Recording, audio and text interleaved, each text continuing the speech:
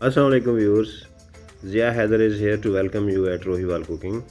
1 kilo beef के अंदर 260 gram protein होती है। मिसाल के तौर पर अगर किसी शख्स का वज़न 70 किलोग्राम है तो WHO के मुताबिक उसे तकरीबन 50 ग्राम प्रोटीन रोज़ाना चाहिए। अगर कोई इंसान दिन में 2-3 दफ़ा खाना खाए और उसे हर खाने से अगर 30-30 ग्राम प्रोटीन मिल जाए तो उसे लगभग 60 ग्राम प्रोटीन मिल जाएगी, जो पूरे दिन के लिए आइडियल हो सकती है। इसी तरह जो लोग जिम जाते हैं उनको प्रोटीन ज़्यादा चाहिए, जो वर्जिश नहीं करते उनको थोड़ी कम चाहिए। तो कोई भी शख्स अपने लाइफ स्टाइल को मद्देनज़र रखते हुए अपनी प्रोटीन इंटेक को कैलकुलेट कर सकता है। इसके अलावा बीफ के अंदर आयरन, विटामिन B12 और दीगर ज़रूरी ग़िज़ाई अज्जा भी पाए जाते हैं। आज हम बनाएंगे इसी प्रोटीन से भरपूर मज़ेदार बीफ कढ़ाई, जो 1 किलो गोश्त पर मुश्तमिल है। ये पुट का गोश्त है और देखें कितना फ़्रेश और कलर इसका कितना प्यारा है। इसी वजह से इसे रेड मीट कहा जाता है। नाजरीन, आपने कमेंट में ज़रूर बताना है कि आपको ये गोश्त कैसा लगा।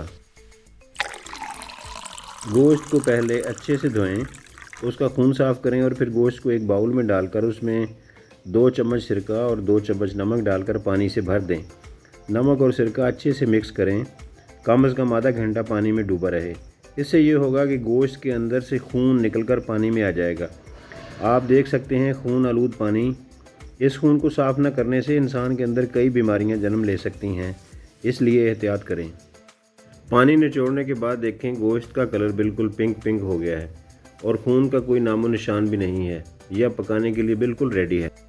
मसाला और ग्रेवी बनाने के लिए हमें चाहिए लहसुन के जवे 4 अदद, अदरक 1 इंच, कच्ची हल्दी 2 इंच, टमाटर 3 अदद, प्याज मीडियम साइज़ 3 अदद, चर्बी 100 ग्राम, हरा लहसुन और प्याज 1-1 अदद, हरी मिर्च 2 अदद। गरम मसालों में जाएंगे लौंग 3 अदद, दालचीनी 3 टुकड़े, सौंफ 1 चम्मच, काली मिर्च 10 अदद, छोटी इलायची 3 अदद। गोश्त को बॉयल करने के लिए हम प्रेशर कुकर का इस्तेमाल करेंगे। गोश्त डालने के बाद 3 गिलास पानी ऐड कर दें और 1 चम्मच नमक भी ऐड कर दें।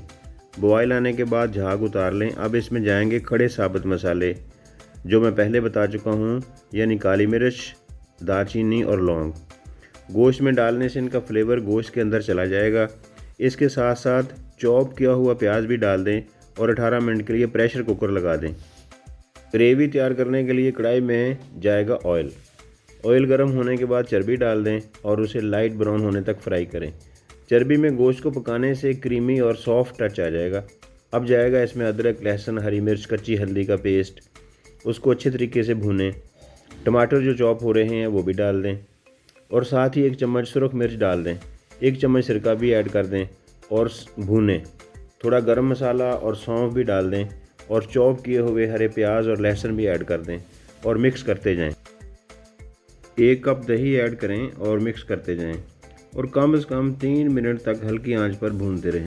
गोश्त उबल चुका है, इसे भी कढ़ाई में ऐड कर दें और मिक्स करते जाएं। यखनी जो बच गई है वो भी आहिस्ता आहिस्ता डालते जाएं और भूनते जाएं। यहाँ पर आपके पास 2 ऑप्शन हैं। आपने ग्रेवी ज़्यादा बनानी है तो भूनने के बाद बची हुई यखनी डाल दें और 5 मिनट के लिए हल्की आंच पर दम दे दें। अगर कढ़ाई तैयार करनी है तो पानी खुश्क कर दें।